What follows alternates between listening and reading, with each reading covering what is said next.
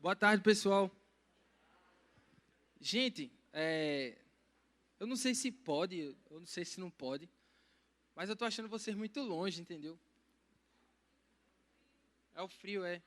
Essas cadeiras aqui tá com veneno, alguma coisa assim. Ah, tá. O frio vai direto. Cuidado, macho. Boa tarde, pessoal. É, é um privilégio meu poder estar aqui com vocês. E não vai dar para o pessoal ler dali, não. Agora que eu fiquei pensando nisso. Tem que ficar maior ali os slides. Enfim. Gente, antes de eu começar aqui, eu vou mostrar para vocês aqui 4 livros muito importantes, ah, através dos quais eu fundamentei aquilo que a gente vai estar conversando hoje aqui, beleza? O primeiro livro é esse aqui, que é para os meninos. Cadê os meninos? Tem bem pouquinho aqui. Na outra sala tinha um pouco mais. Esse livro aqui é escrito por Douglas Wilson. Ele tem como título Fidelidade, como ser marido de uma só mulher. E ele é muito bom para você buscar aí, compreender seu coração à luz da palavra de Deus. E através da vida desse autor aqui, é um rapaz confessional, puritano, e ele trabalha nesse livro questões da área de sexualidade voltada para o homem, muito bom. Então, eu indicaria esse livro aí para vocês, homens. Por que eu não indico para as meninas? Porque para as meninas tem outros livros do mesmo best-seller aí, da Cleary, tá certo? Escrito por Nancy Wilson, que aí é uma mulher escrevendo para mulheres, e aí o processo é mais legal, certo? E tem um outro livro aqui, que é bem conhecido, chamado, o autor é John Street, e o nome dele é Purificando o Coração da Idolatria Sexual. É um livro bastante precioso para você compreender o caminho que você vai precisar trilhar para derrubar os ídolos, não somente derrubar, mas compreender os ídolos que há no seu coração nessa área da sexualidade. E um terceiro livro muito bom é A Política da Pornografia, escrito aí por Rushduni, sei lá como é que se chama o nome desse rapaz aqui. Mas esse rapaz aqui, cujo nome é não tão legal de falar, ele escreve um livro chamado A Política da Pornografia, mostrando tudo aquilo que está por trás da pornografia.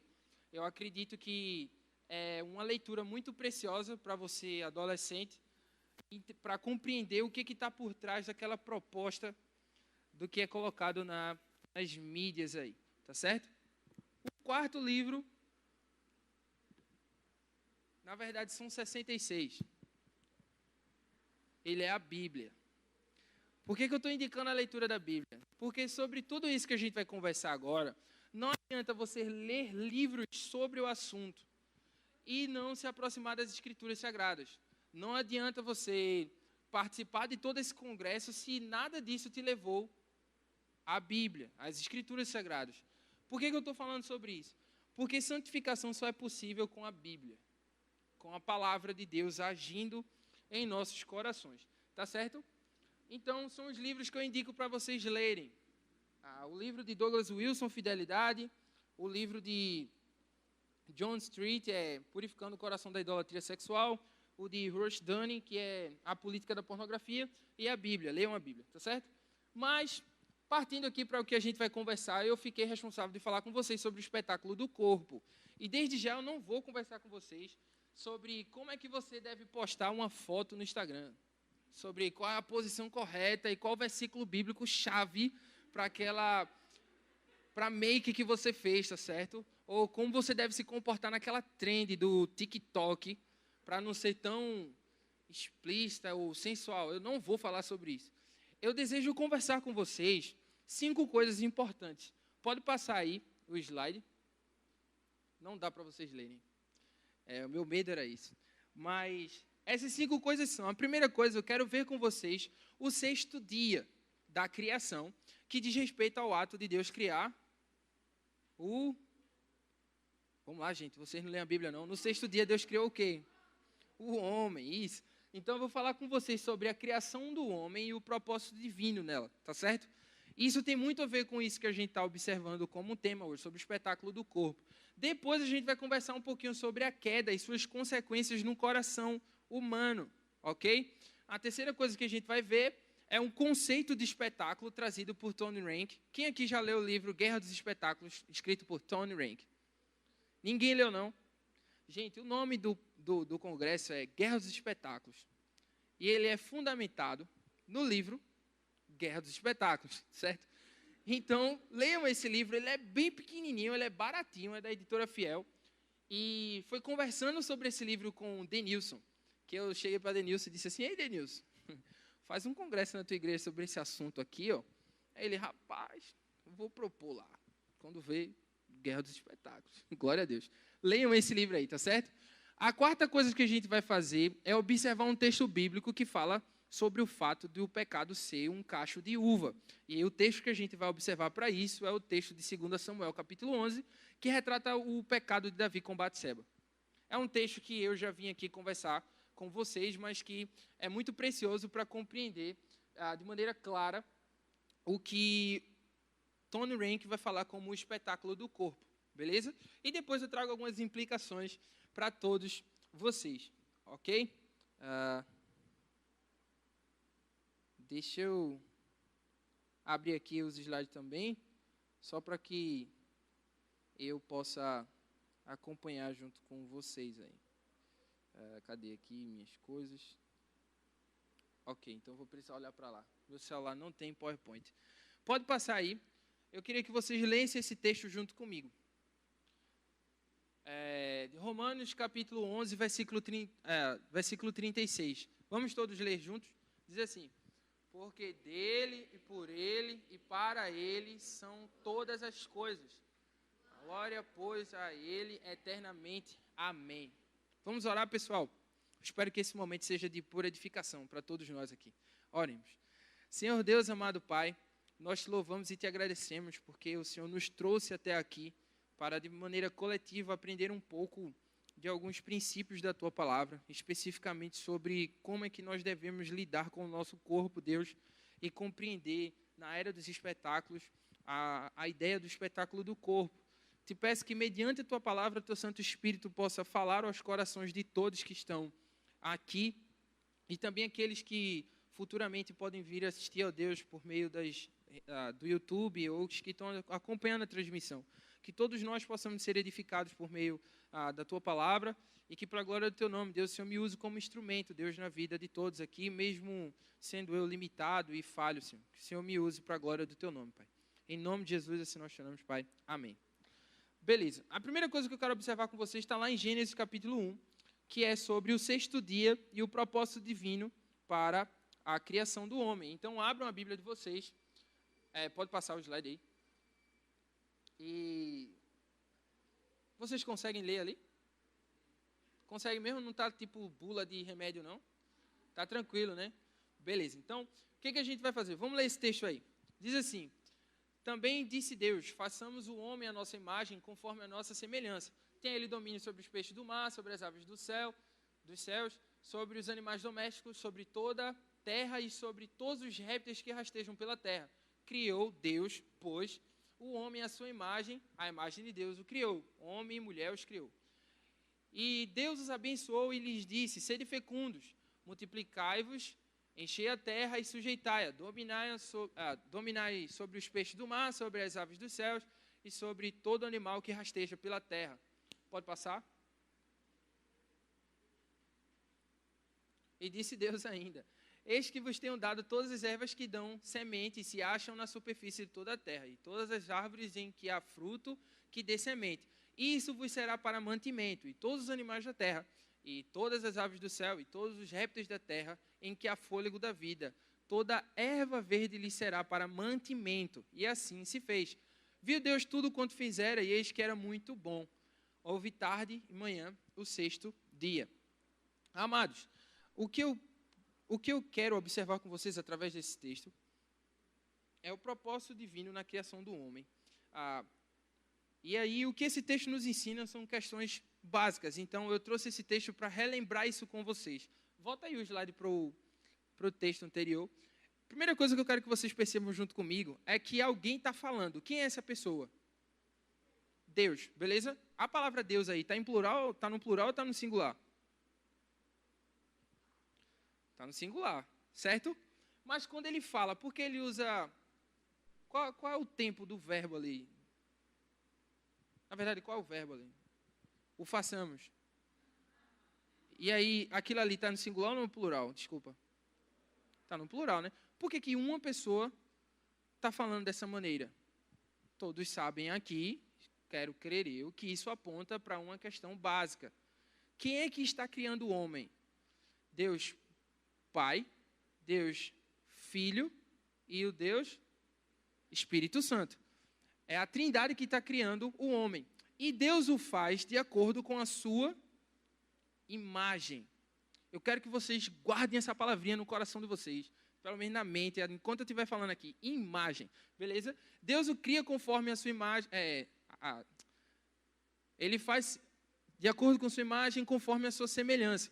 E Deus cria o homem de maneira que ele se torna um corregente de toda a criação, beleza? De tal maneira que ele tem domínio sobre toda a criação. Perceba que é sobre os peixes do mar, pode olhar lá para o texto, não para mim.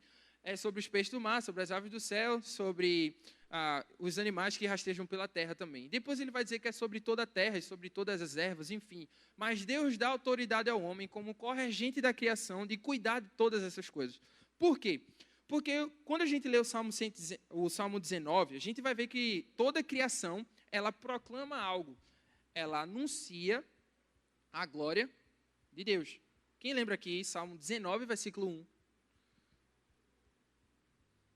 Os céus proclamam a glória de Deus, e o firmamento anuncia as obras de suas mãos.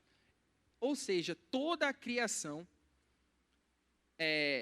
ou melhor, o propósito de Deus na criação é que ela revele quem Ele é.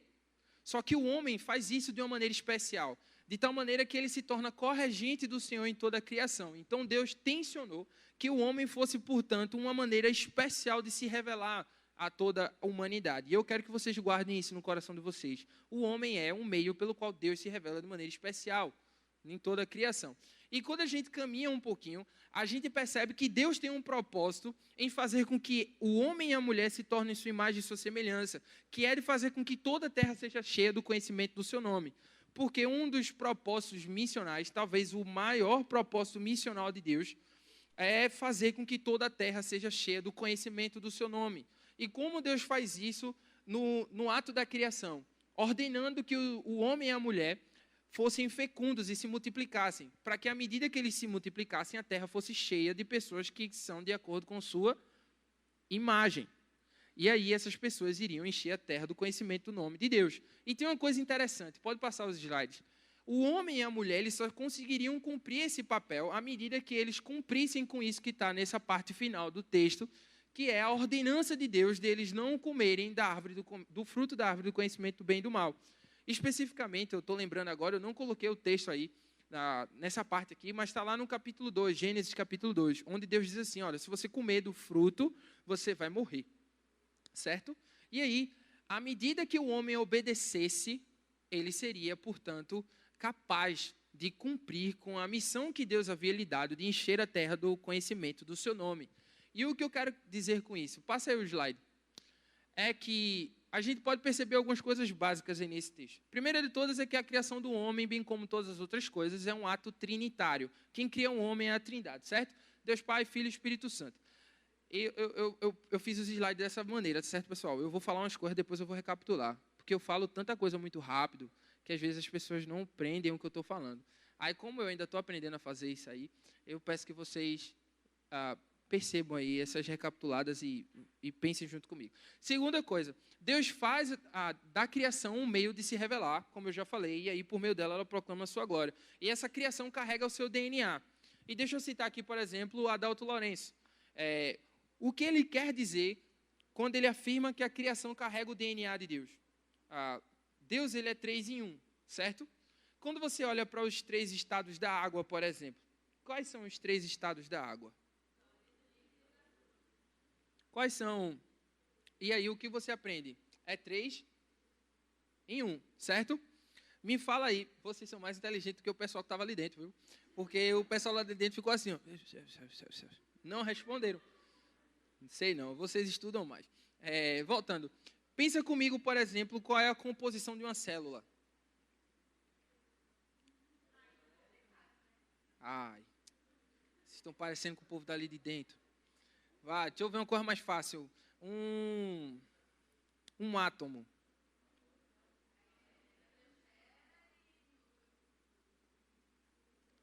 Eu disse átomo, pensa um átomo. Um átomo, ele é composto pelo quê?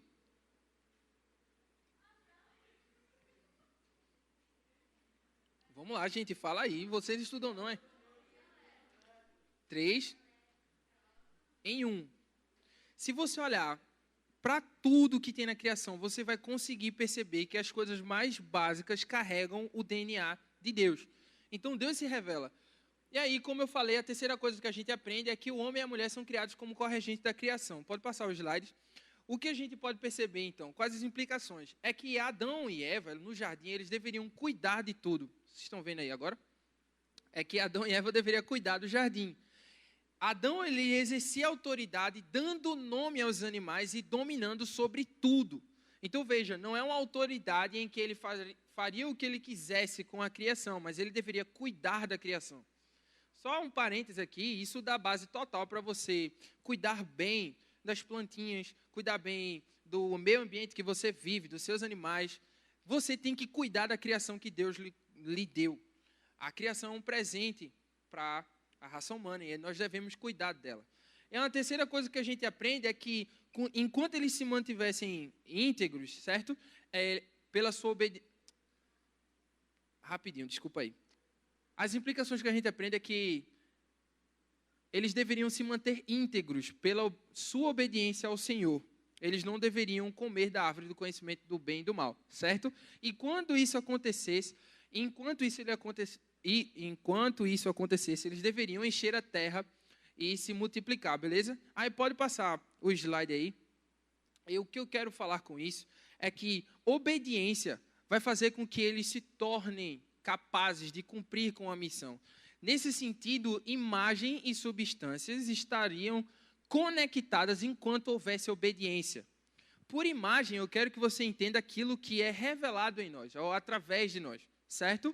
Por substância, eu quero que você entenda aquilo que nós somos lá dentro, o nosso interior, nosso caráter. Então, enquanto eles fossem obedientes a Deus, aquilo que era visto e aquilo que eles eram seriam conectados, beleza? Peguem isso aí.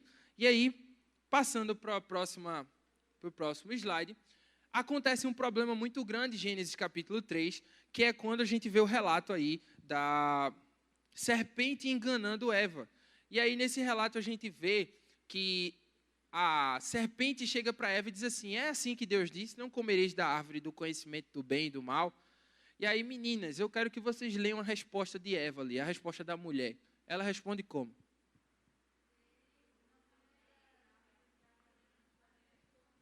Leem junto aí.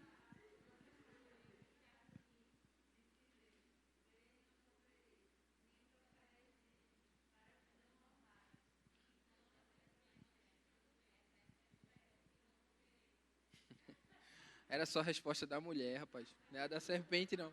Mas, eu quero que vocês observem aquilo que está em vermelhinho ali.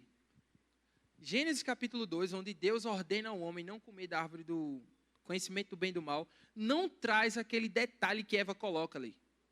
Nem tocareis nele. Deus nunca disse que não podia tocar na árvore, no fruto da árvore do conhecimento do bem e do mal. Deus nunca disse isso.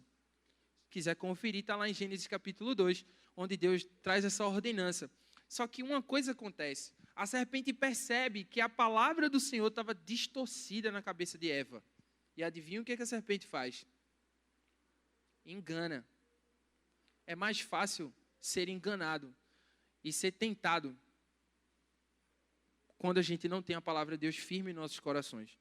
E aí a serpente chega e diz assim, é certo que vocês não vão morrer. Passa aí o slide, por favor, bonitão.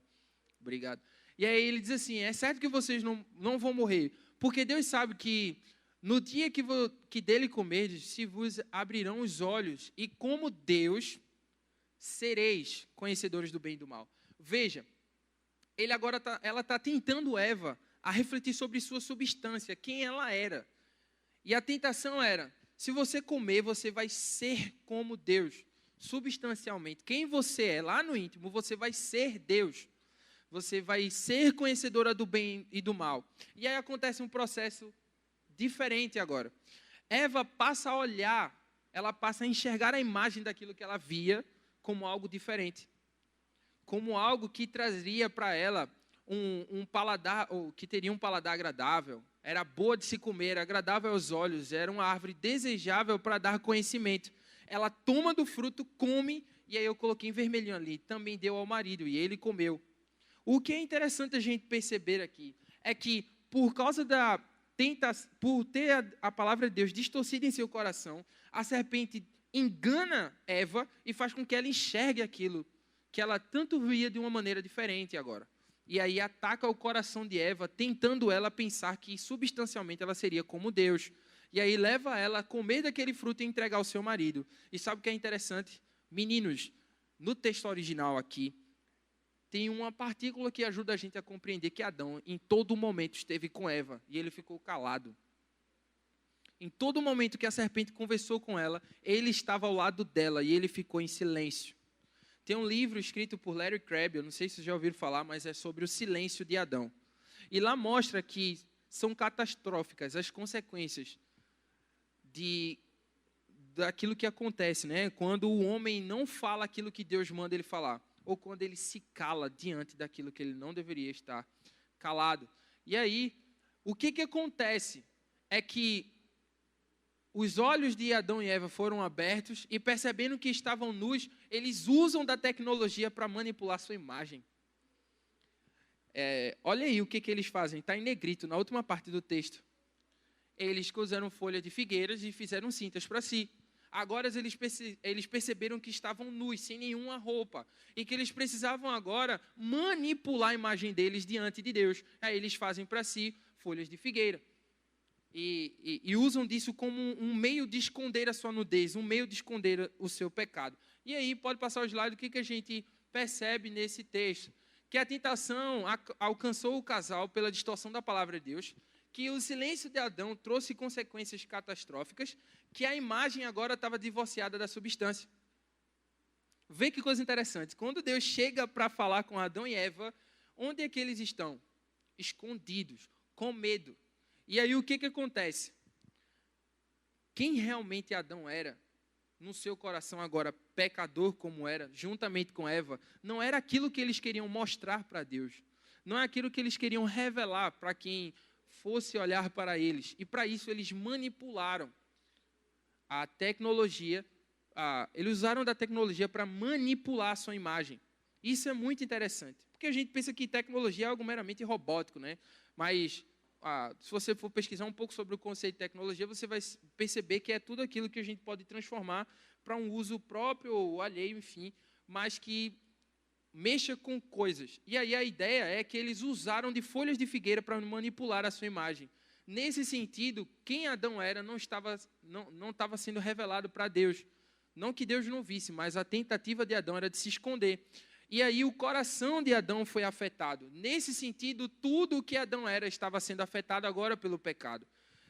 As afeições de Adão, os seus desejos, tudo que ele era estava agora inflamado pelo pecado, de tal maneira que Deus não se agradava por aquilo que eles faziam. E aí surge uma sexta coisa muito importante, que é a necessidade de um redentor, a expressão exata do ser de Deus.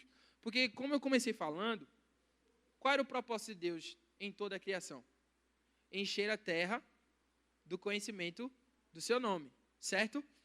Como é que Adão poderia fazer isso se imagem e substância só estariam conectados enquanto ele fosse obediente? E nesse relato a gente vê que ele desobedeceu e que agora tinha um divórcio entre a sua imagem e aquilo que ele realmente era. Adão não mais estava conseguindo refletir a imagem e o caráter de Deus, mas somente o seu coração pecaminoso diante do Senhor. E isso traz uma necessidade. Porque será que o plano de Deus estaria frustrado? Será que Deus não mais faria com que toda a terra fosse cheia do conhecimento de seu nome? Não. E aí, para isso, abram, por favor, em Gênesis 3,15.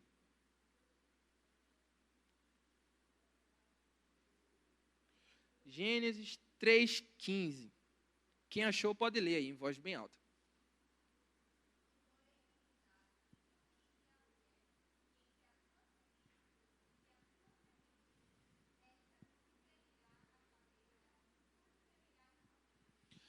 Deus promete um redentor que esmagaria a cabeça da serpente. Deus promete alguém que restauraria todas as coisas. E quando Deus faz essa promessa, Ele deixa bem claro que por meio desse redentor, Ele cumpriria o seu plano de redimir todas as coisas e tornar a terra, então, cheia do conhecimento do seu nome.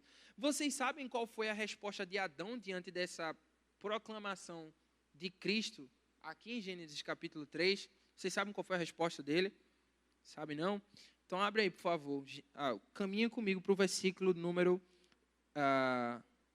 20. O que o homem faz? Alguém pode ler aí?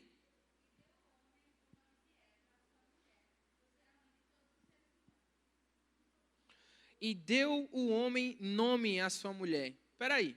A palavra em hebraico para varoa é Ishá, derivada do homem, certo? Mulher derivada do homem.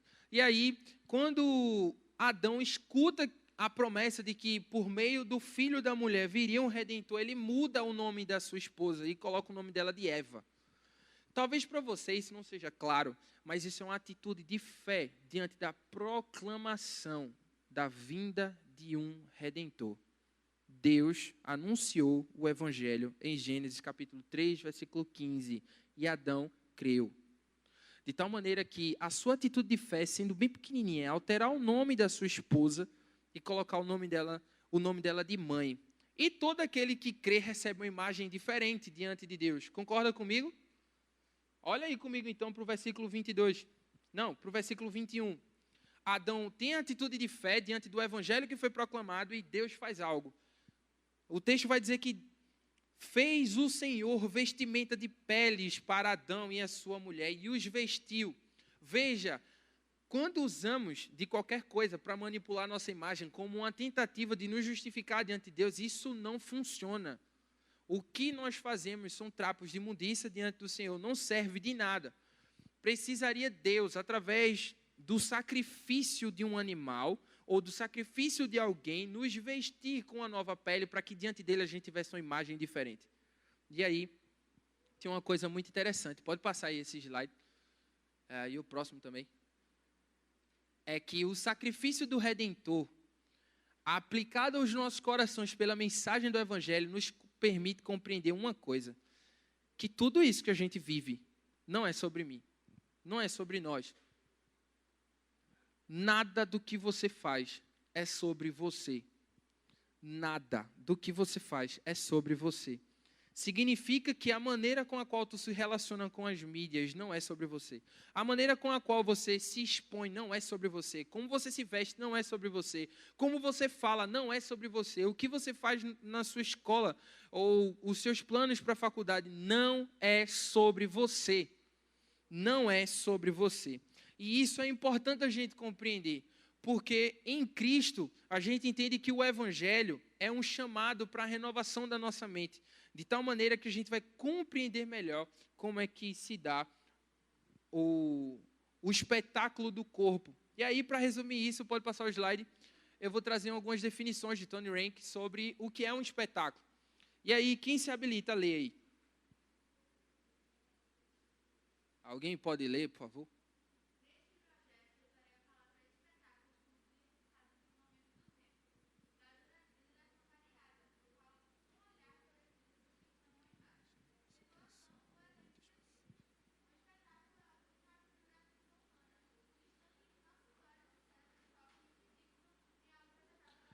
Isso é uma definição que Tony Rank vai trazer no seu livro Guerra dos Espetáculos sobre espetáculo. É algo que acontece durante um instante, com a variação de tempo aí, mas que fixa a nossa atenção, que prende a nossa atenção. Ele continua dizendo, pode passar o slide, que seja verdade ou mentira ou ficção, o espetáculo é sempre algo visível que atrai o olhar da coletividade.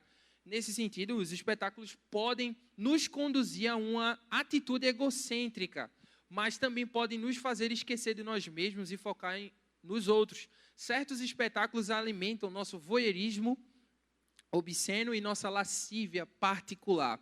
E aqui a gente vai partir para uma outra definição dele. Coloca o próximo slide, por favor. Que é a seguinte, ele diz assim: por trás de tudo isso, os espetáculos querem algo de nós. Olha lá. Consumir uma parte disso, mas nós não apenas ingerimos espetáculos, nós respondemos a eles. Imagens visuais despertam os motivos em nosso coração. Imagens puxam as rédeas das nossas ações. Imagens querem nossa celebração, nosso vislumbre, nossa afeição, nosso tempo e nossa indignação. Imagens provocam o nosso consenso, nossa aprovação, nosso apoio, nosso poder de compartilhamento e também nossa carteira. E aí, só para vocês terem dimensão disso, quem aqui assistiu um vídeo de um Fiat branco passando numa estrada com uma mulher andando de bicicleta com algumas roupas de malhação que era rosa com preto? E esse cara joga o seu braço para fora do carro, tenta atingir com suas mãos o glúteo daquela mulher, ela cai no chão e sofre um leve acidente. Quem aqui viu isso? Eu garanto que isso traz um consenso para a gente de indignação. É unânime. Nós não gostamos daquele tipo de atitude. E é interessante como aquela imagem desperta algo no nosso coração. O que eu estou querendo mostrar para vocês com essa citação de Tony Rank é que esses espetáculos que a gente vê por aí não são neutros. Eles exigem algumas coisas da gente. Eles exigem tudo isso aí. Nesse sentido, os espetáculos estão exigindo do nosso coração a adoração. E os espetáculos vão nos tornar, portanto, uma massa de modelar. E aí, Tony Rank vai falar sobre isso. Bota no próximo slide, por favor. Ele diz assim: na era do espetáculo, a imagem é nossa identidade. E nossa identidade é inevitavelmente moldada por nossa mídia.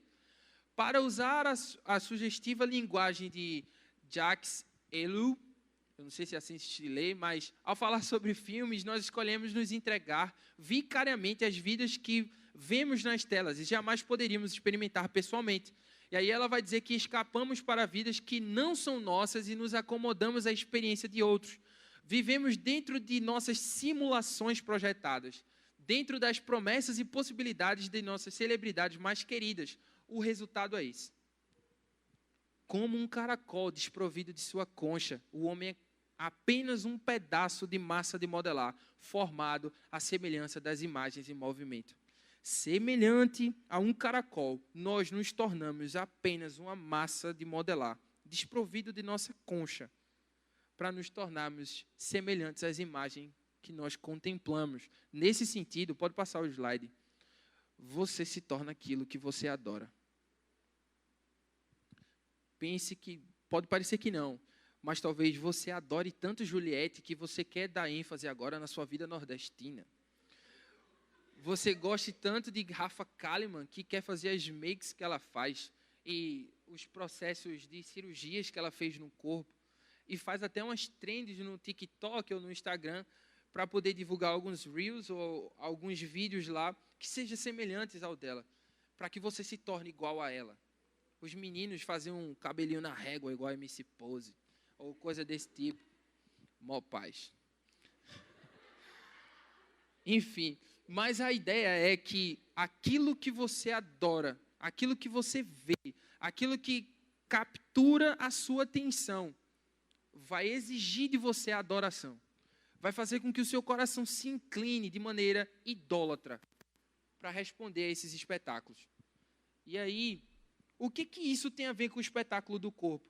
Primeira coisa, depois desse slide, eu acho que eu convido vocês a observarem comigo um texto que eu já compartilhei com vocês aqui, que está lá em 2 Samuel, capítulo número 11. Está de 1 a 23 ali, mas está errado, viu, pessoal? É do 11, aí do versículo 1 a 23. Eu quero perceber com vocês o que esse texto vai nos ensinar sobre o pecado ser um cacho de uvas. Não liguem para os meus slides, é porque eu não tenho um dom de criatividade, tá certo? Aí eu sou bem desorganizado, aí deu para ver isso ali nos slides, certo? Tá um negócio de tamanho diferente e tal, tá bem estranho. Mas agora eu vou fazer um exercício bíblico com vocês de observar um texto e trabalhar o espetáculo do corpo de acordo com Tony Rank. Ele vai usar esse mesmo texto de Davi e Batseba para falar sobre esse assunto. E aí, observa comigo, por favor, do versículo 1 ao 2, lá de 2 Samuel, capítulo 11, versículos de 1 a 2. Vai dizer que depois de um ano, no tempo específico em que os reis costumavam ir para a guerra, isso evidentemente depois do inverno, Davi envia Joabe, seus servos e com ele todo Israel para poder destruir a cidade dos filhos de Amon. E aí eles sitiam uma cidade chamada Rabá. A distância geográfica que ficava entre Jerusalém e essa cidade de Rabá era literalmente uma distância que precisava ser percorrida em mais ou menos 2 semanas. Não era um caminho próximo. E aí o que acontece? Numa bela tarde, Davi se levanta, e aí ele se levanta do seu leito, e aí ele estava passeando pelo terraço da sua casa real, e aí ele vê algo. O que Davi vê? Pode falar mais alto. Ele vê Batseba tomando banho. E aí ele contempla a nudez daquela mulher. E ele percebe uma coisa, que ela era muito formosa. Eu quero lembrar para vocês uma coisa muito importante. Só tem algumas pessoas que a Bíblia chama de muito formosa. Primeiramente é Raquel. Não é Raquel minha esposa, não. Mas é Raquel, a esposa de Jacó. Se bem que minha esposa está anos-luz à frente de Raquel da Bíblia, tá ligado? Porque a minha esposa gata demais. Ela é muito gata. Deus foi bom comigo e foi ruim com ela. Enfim. Mas aí ele vai perceber que essa mulher era muito formosa. E veja, eu quero que vocês entendam uma coisa, para depois ninguém sair por aí dizendo que eu estou inferindo verdades ao texto. Percebam a estrutura que o texto constrói. Você não vai perceber a perspectiva de outro personagem, senão a de Davi sendo trabalhada no texto. O texto só mostra como Davi, de maneira obstinada, queria fazer as coisas que ele queria. E aí, percebe isso comigo. Ele vê aquela mulher e no versículo 3, ele manda perguntar quem era. Quem era essa mulher? Pode ler aí. É Batseba. Massa. Ela é filha de Eliã. Quem aqui sabe quem é Eliã? Ninguém sabe, não? Eliã é ninguém mais do que um dos 30 valentes de Davi. Alguém aqui já escutou alguma musiquinha do departamento de infantil ou alguma historinha sobre os 30 valentes de Davi? Esses homens eram tipo aqueles caras de anime, que sozinho com espada derrubava 600, 800, 300. Sozinho, numa guerra. E o mais interessante é que a Bíblia só tem relato verídico. Não tem nada fantasioso ou mentiroso, entendeu? Esses homens, literalmente, numa guerra, derrubavam muita gente. E aí, ela era filha de um dos 30 valentes dele, mas ela era esposa de um homem também. Qual era o nome do marido dela? Urias. Só que depois diz assim o texto, o nome dele é Urias, mas ele é um heteu. Ou na tradução de alguns de vocês aí pode estar hitita. Tá certo? Ele não era haitiano, não, ele era hitita. E aí, poxa, ninguém entendeu a piada, né? Mas de boa. Eu vou ser pastor mesmo, que o pastor faz piada sem graça, né? Enfim, voltando. Ele era um heteu. Isso mostra que o nome dele é um nome judaico, mas a natureza, de onde ele vinha não era de um povo hebreu, ele não era da tribo de Israel. Isso mostra que ele era uma pessoa convertida ao Deus de Israel. Sabe o que significa a palavra Urias, o nome Urias? Deus é minha luz. Mas ele era de um povo pagão. Isso mostra que ele se converteu ao Deus de Israel. Então veja, ela é esposa de um cara que se converteu ao Deus de Israel e que é um dos seus generais e é filha de um dos seus 30 valentes. Ela não era uma mulher qualquer. Por isso que ela estava perto do palácio. Ela era esposa e filha de 2 homens extremamente importantes para Davi. Só que o texto não mostra nenhuma reação dele, senão a de mandar buscar aquela mulher. Olha aí no versículo 4. Então Davi enviou mensageiros que a trouxessem. Ela veio e ele se deitou com ela. Perceba o poder de uma narrativa. Em algum momento vocês viram a reação aqui do mensageiro? Ou a reação de Batseba? Não tem. Só tem a reação de quem? E é ele mandando. Mande buscar ela. Ele sabia que ela era filha de um dos seus 30 valentes. Ele sabia que ela era esposa de um de seus generais. Mas ele manda buscá-la. E qual é a finalidade desse convite que essa mulher recebe? É de estar lá, para que ele se deite com ela. E aí o versículo 5 vai falar que depois de ela ter se purificado desse imundície, ela volta para sua casa. O versículo 4, na verdade. E o 5 diz assim: a mulher concebeu, ela engravidou. E mandou dizer a Davi: estou grávida. A resposta dela não mostra nenhum tipo de sentimento, senão uma resposta direta e seca: estou grávida. Sabe por que a narrativa se constrói dessa maneira? Porque ela mostra a perspectiva de um coração obstinado pelo pecado. E sabe por que eu coloquei ali o tema como sendo: o pecado é um cacho de uvas? Porque vê só o processo. Quando você olha para um cacho de uva só tem uma uvinha? Não, né? Tem um monte de uvinhas, né? Presas num caulezinho, num galinho, certo? Pecado é igualzinho. Ele nunca vem só. Veja que Davi, ele usurpou da sua autoridade como rei, não estando onde os reis deviam estar, que era na guerra. Depois Davi, ele avista uma mulher e depois a toma para si. E se deitou com ela a ponto de cometer um adultério com aquela mulher. E aí, o texto mostra de maneira clara que ele usurpou da sua autoridade como um rei. Aí ele observou aquela mulher e cobiçou aquela mulher. Alguém aqui sabe o significado de cobiça? Rapidão. Desejar o que não é seu, isso é uma definição boa. Dos outros. O que não é meu é dos outros, concorda comigo? Então, mas aí eu quero que você lembre de um texto em que Jesus diz assim: ouviste o que foi dito, se você se deitar com a mulher do seu próximo, você cometeu adultério. Eu, porém, vos digo, todo aquele que desejar a mulher do seu próximo no seu coração, já cometeu adultério. Cobiça não é, segundo Douglas Wilson, nesse livro aqui, Fidelidade. Cobiça,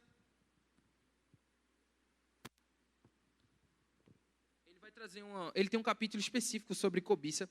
O que ele fala nesse livro aqui, no capítulo cobiça, é o seguinte: cobiça não é considerar a beleza de alguém, ou reconhecer que alguém é belo, porque beleza é objetiva. Tirem esses pressupostos pós-modernos de dizer que beleza é aquilo que eu acho que é bonito, tá certo? Beleza é objetiva, ok? Depois vocês podem conversar com o Denilson sobre isso. Mas beleza é objetiva. Nesse sentido, é fácil reconhecer a beleza daquilo que a gente está enxergando. Eu posso dizer: Raquel Barros, minha esposa, ela é extremamente bonita. Denilson, não tanto bonito. Estou brincando, Denilson é um cara bonito, é um negão pintoso, ele é bonitão.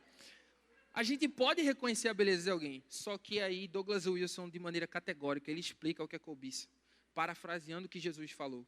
Ele diz que cobiça é quando a gente usa a imagem de alguém para finalidades sexuais e egocêntricas.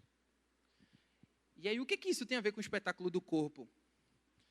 Isso tem a ver que Davi, ele começou usurpando sua autoridade de rei, e depois ele cobiça uma mulher. Parou ali?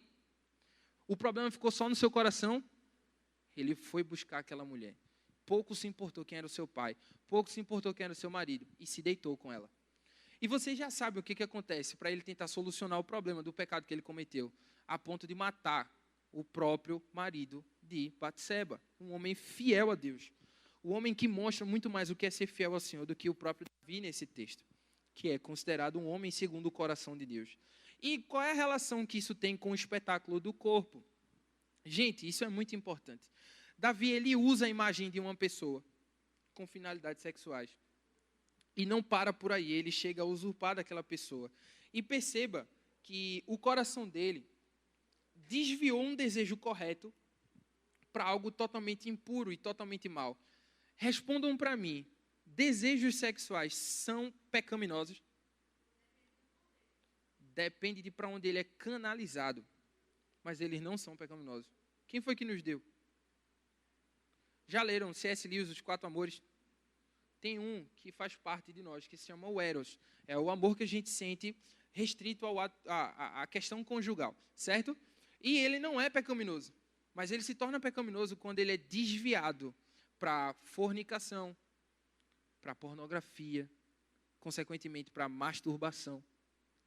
Todos esses pecados desenvolvem na mente de quem está preso por isso aí uma cosmovisão altamente antibíblica. E aí faz com que os homens, por exemplo, que foram chamados para servir as mulheres, para servir aquelas pessoas que estão ao seu redor, eles com a cosmovisão pornográfica, infelizmente, tratam as pessoas como objeto. E aí eles não sabem elogiar outra coisa senão o corpo das meninas. Eles não sabem dividir, eles não sabem elogiar a substância, ou seja, quem as meninas são, o caráter delas. Já ouviu, menininhas? Elogios que se restringe meramente ao seu corpo, meramente a como você se veste. Falta homem bíblico que lhe elogie o caráter, que veja em você o caráter de Cristo. Mas sabe o que é pior de tudo? Esses aí são os mais tentadores, né? Os do mundo parece que são melhores. Parece que chamam mais atenção. Parece que são um espetáculo melhor. Porque, infelizmente, também, muitas das meninas da nossa igreja estão com a mente cauterizada pela perspectiva pecaminosa da era do espetáculo. Continuando aqui, amados, o que eu quero observar junto com vocês é que existe um problema atual no divórcio que se instala da imagem com a substância. Existe uma separação daquilo que somos e aquilo que revelamos. Daquilo que nós somos em secreto e aquilo que nós permitimos com que as pessoas conheçam. Tanto é que seu Instagram não tem quem você realmente é. E Tony Rank vai deixar isso muito claro no seu livro. Por isso, eu aconselho vocês a lerem. Ele vai mostrar que em secreto, o Google lhe conhece muito mais do que as pessoas que lhe cercam. Por isso que as propostas e as sugestões de vídeos no YouTube geralmente apresentam nudez, geralmente apresentam assuntos que não são saudáveis para você estar ouvindo. As músicas que lhe são sugeridas não são músicas boas. As fotos que aparecem no explorar do seu Instagram geralmente só tem coisa ruim. E aí você pensa, não, eu não procurei isso aqui não. Não, eu não busquei isso aqui não. Tem certeza? O Google lhe conhece.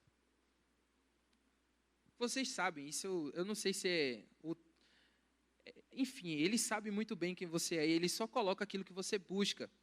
E é interessante também observar isso aí, porque às vezes não só as redes sociais dos meninos estão cheias de mulheres de biquíni, seminuas, mas às vezes a rede social das meninas está cheia de coisas dessa natureza. E eu não vou dizer que se vendem, porque seria uma linguagem muito ruim, mas elas empobrecem quem elas são, a fim de atender uma necessidade alheia, ou de ser conquistada, ou de ser vista. E a gente chama isso de carência. Meninas muitas vezes se tornam carentes. E aí por isso que tem aquela selfie que expõe o seu corpo, que tem aquela roupinha que vai para a igreja que expõe o seu corpo, porque ela está se diluindo para ser vista meramente por aquilo que é imagem e não por aquilo que é substância. E aí tem uma coisa interessante. Sabe como é que a gente vai ter o nosso coração purificado de tudo isso? É quando Jesus Cristo, através da sua poderosa palavra, redimir, redirecionar o nosso coração para o centro da vontade de Deus, para o centro da vontade do Senhor. Por isso que Paulo, para combater os espetáculos desse mundo, ele fala sobre Cristo e este crucificado. Ele não fala sobre coisas miraculosas que vieram acontecer, ele fala sobre um Deus que se encarnou e se tornou um homem simples e que pela sua obra restaurou todas as coisas. Para que todos aqueles que creem nessa mensagem pudessem ter o seu coração resgatados do império das trevas. E aí, passando para uma segunda questão aqui sobre essa divisão, esse divórcio entre imagem e substância, eu quero já caminhar para o fim, levando você a refletir uma coisa. Será que você consegue perceber o quanto você é influenciado, o quanto que você, semelhante a uma massa de modelar, está sendo moldado por pelas coisas desse mundo, no que se diz respeito ao espetáculo do corpo, a como você expõe seu corpo, a como você lida com o seu corpo? Será que você tem parado para refletir sobre essas questões? Porque tenha certeza de uma coisa, e aí agora eu me direciono às meninas, com todo o cuidado possível, porque eu vou ser pai de menina. Eu não contei para vocês, mas a minha esposa está grávida, e é de uma menina. Mó paz. Eu vou ser pai de uma menina. Enfim, mas não tem nada a ver. Eu só estou querendo dizer que eu vou tentar usar uma linguagem legal, porque eu vou me direcionar como se fosse para as minhas filhas. Apesar de que vocês têm quase a minha idade. Eu sou novinho. Meninas, vocês não precisam pensar que a beleza de vocês se restringe aos adornos e aos adereços de cabelos. A make que você fez, a trend que você está seguindo no Instagram para poder, ou no TikTok para poder você mostrar sua beleza, ou coisa desse tipo. Não é aí que está a beleza de uma mulher bíblica. Pedro fala na sua primeira epístola que a beleza da mulher está no interior dela. É quando aquilo que ela é no seu interior diante de Deus é tão somente reflexo de Cristo, do caráter de Jesus Cristo. Quando o seu coração pertence a Deus, aí a beleza verdadeira se evidencia. E é importante pensar sobre isso, porque pouco se tem investido em ser mulher bíblica. Pouco se tem gasto tempo para refletir sobre o que é feminilidade bíblica. Você tem conversado muito sobre qualquer outra coisa banal, mas feminilidade bíblica é uma coisa que não se tem investido tanto tempo. Acredito que isso não deve ser um problema dessa igreja. Acredito que as pessoas aqui devem investir nisso na vida de vocês. Mas aconselho muito leitura de vários livros. Aconselho muito a se reunir, não para estar falando sobre o casamento X, Y, Z, ou fofocando, mas conversando sobre o que é ser uma mulher bíblica. Porque aí a beleza verdadeira se revela. Deixa eu contar uma coisa para vocês. Depois eu vou começar a meter o pau nos meninos. Não, eu tô de boa. Tá vendo com as meninas, elas nem ficaram tranquilas. Me aguardem, meninos. Mas veja só, quando eu era jovem assim, eu ainda sou jovem, mas quando eu era adolescente, eu nunca cheguei a ficar ou namorar ou não ter nada com nenhuma outra menina que fosse minha esposa. Minha esposa foi a primeira e única mulher que eu tive na minha vida para tudo. Entendeu? E, isso é fofinho. É, muito fofinho, mas Deus me preservou, porque eu vim de um ambiente altamente promíscuo, eu vim de um ambiente que vocês não têm noção de onde foi que eu saí. E eu não fazia nada daquilo ali, mas a minha família, ela é carregada dessas coisas.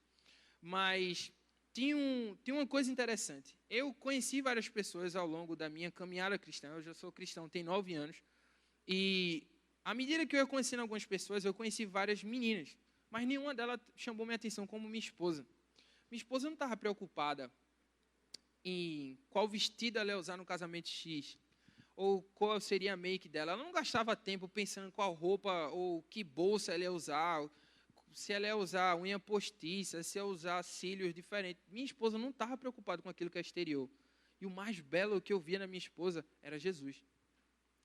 Minha esposa servindo a Deus, minha esposa participando de viagens missionárias, ensinando a palavra de Deus onde quer que ela fosse. Depois conheçam Raquel Barros, minha esposa, ela é diferente. Isso me chamou a atenção nela. Isso foi o que eu olhei para ela e vi uma coisa bela. E eu acredito muito que a beleza verdadeira da mulher se evidencia quando ela tem um coração que é piedoso. Um coração que teme ao Senhor. Um coração que pertence a Deus.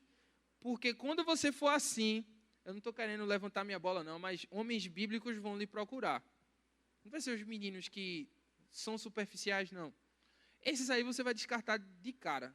Que eu acredito que julgo desigual não é só entre crente e descrente, não. É entre crente, uma crente rocheda e um crente superficial. Não namore não, viu? Em nome de Jesus Cristo. Acho que Ronaldo já falou sobre isso aqui e deve ter descido a pauleira.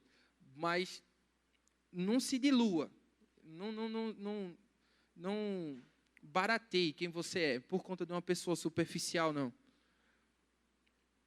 Isso vai falar muito mais sobre o seu egoísmo do que sobre o seu temor, Senhor. Fique firme, pertence ao Senhor e cuide-se.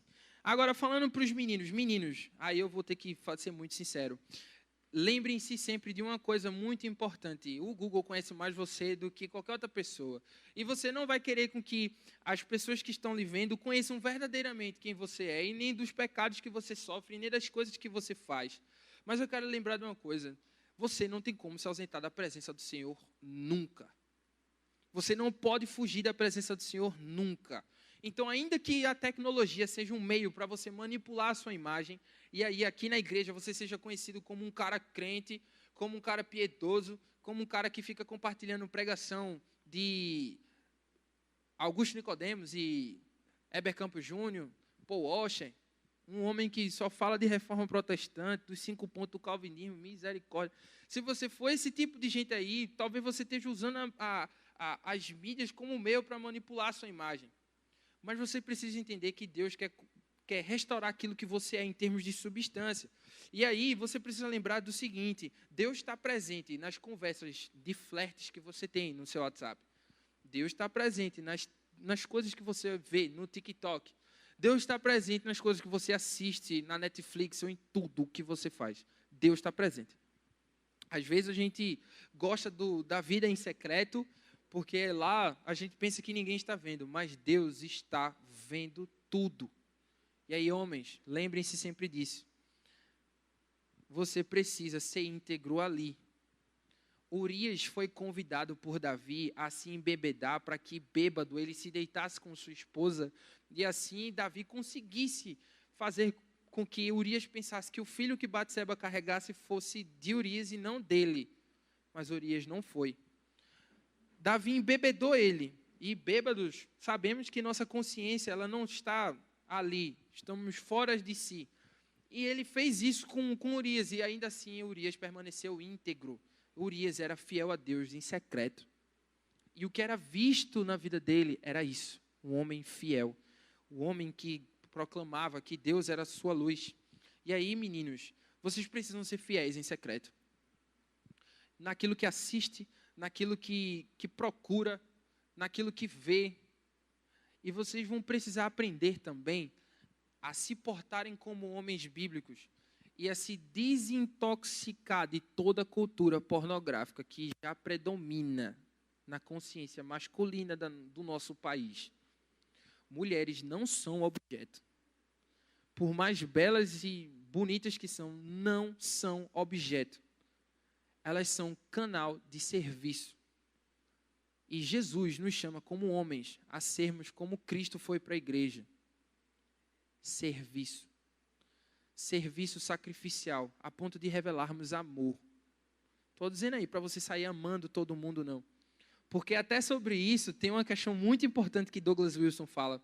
O homem, ele não é efeminado quando ele carrega alguns traços femininos. Quando ele fala ou se comporta de uma maneira feminina. Sabe o que é um homem efeminado, segundo Douglas Wilson? É o cara que gosta de uma menina hoje, aí vai chamar o tio aí para conversar com ele durante a semana, porque gostou de outra menina. Aí no outro mês vai procurar Denilson, dizendo, eu estou gostando daquela outra irmã que tem um cabelo cacheado tal, linda. Estou gostando Aí depois de outro mês vai chegar e vai dizer, estou gostando de outra. Esse homem que se apaixona várias vezes e gosta de várias pessoas em curto período de tempo, ele é um homem efeminado, segundo Douglas Wilson. Porque ele se permite ser conduzido. Pode parecer louco, mas nós homens não somos chamados a serem conduzidos. Nós somos chamados à liderança. Deus nos criou assim, para liderarmos. E aí o homem que se apaixona facilmente por qualquer pessoa, ele tem um coração efeminado porque ele se permite ser conduzido várias e várias vezes. Entendeu? E o que eu estou querendo dizer com isso aí? O que eu estou querendo dizer com isso aí? Eu estou querendo dizer, não é que seja proibido se apaixonar, mas você acha correto se apaixonar por 5 meninas num período de 5 meses? Menino, deixa eu falar um negócio para vocês que as meninas falam. Eu fui criado com 9 mulheres.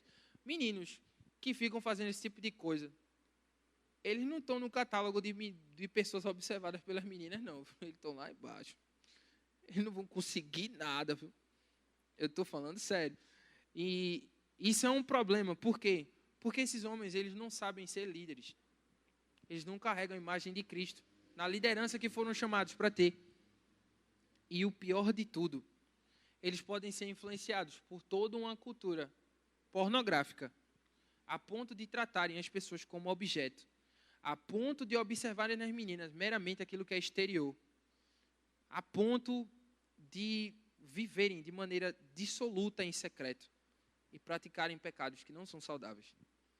Homens, nós somos chamados a temer a Deus, a amar ao Senhor sobre todas as coisas e a desintoxicar o nosso coração de toda a idolatria sexual. E aí, é uma pergunta para todos vocês. Será que você tem buscado conhecer a si mesmo nessa área da sexualidade? Será que você consegue discernir diante da palavra de Deus como é que anda o seu caráter e a sua imagem no cuidado para com o seu corpo, principalmente vocês meninas? Será que vocês têm observado isso? Porque aí, se isso for observado, veremos menos selfies sensuais com versículos embaixo. É sério. Veremos menos roupas que expõem mais teu corpo. Pode parecer loucura, mas isso é real. Isso é muito real. Você não precisa se diluir para ser vista. Tem alguém que observa você e ama você, que é Deus. E você não precisa se comportar dessa maneira. Mas sim, enquanto tivermos mulheres bíblicas, nós vamos ter menos sensualidade na igreja. Porque a sensualidade ela tem um caminho chamado casamento. No casamento ela é válida. E só lá. Somente no casamento. E terminando aqui, depois que a gente orar, eu queria saber se vocês têm alguma pergunta de acordo com aquilo que a gente observou aqui. Mas, queria convidar vocês a baixarem suas cabeças para a gente falar com o Senhor. E aí, encerrarmos aqui nosso momento de oficina. Oremos. Senhor Deus, amado Pai, nós te louvamos por cada um desses adolescentes e jovens que estão aqui na tua igreja. Te louvamos porque o Senhor tem sido bondoso para conosco e tem nos exortado, Pai, a buscar o Senhor verdadeiramente e a compreender, ó Deus, qual deva ser então nossa relação nesse mundo de espetáculos, nessa guerra de espetáculos. Nos ajuda a entender, Senhor, que o nosso corpo não deve carregar uma imagem, Deus, nossa, que isso não é sobre nós. Nos ajuda a entender, Deus, que isso é sobre o Senhor, Pai. Sobre glorificar o Teu nome. Pois tudo foi feito pelo Senhor e para o Senhor e para a glória do Teu nome. Nos ajuda a glorificar o Senhor com o nosso corpo e a honrar o Senhor, Deus, na nossa relação com as mídias, tendo um caráter de pessoa obediente, Pai. Em nome de Jesus, assim nós choramos e te agradecemos, ó Deus. Amém.